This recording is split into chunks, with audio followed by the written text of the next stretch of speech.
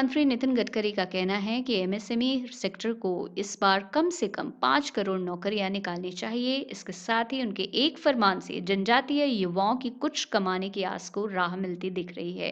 केंद्रीय मंत्री नितिन गडकरी ने जनजातीय कार्य मंत्रालय से कहा है कि वो देश के हर जनजातीय गांव में 25 लोगों को रोजगार देने की एक योजना बनाएं और इसके लिए सूक्ष्म, लघु और मध्यम उद्यम यानी एमएसएमई मंत्रालय के साथ मिलकर काम करें।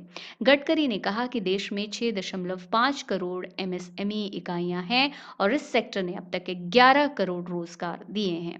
उन्होंने जनजातीय कार्य मंत्रालय के सचिव से कहा कि ग्राम उद्योग का कुल कारोबार अभी 80,000 करोड़ रुपए का है और इसे बढ़ाकर 5 लाख करोड़ रुपए तक पहुंचाने की जरूरत है। उन्होंने कहा है कि आप हमारे साथ मिलकर देश के हर जनजातीय गांव में 25 लोगों को रोजगार देने के लिए एक योजना का मसौदा तैयार करें। इसके लिए पैसा हम देंगे।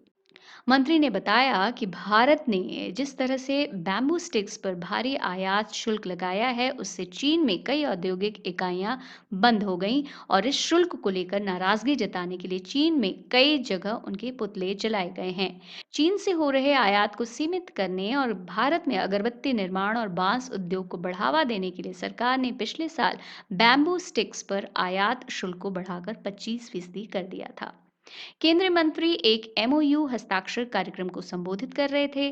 खादी व ग्रामोद्योग आयोग यानी केवीआईसी और जनजातीय कार्य मंत्रालय ने 2 समझौते पर हस्ताक्षर किए हैं। इसी दौरान उन्होंने ये बातें कही।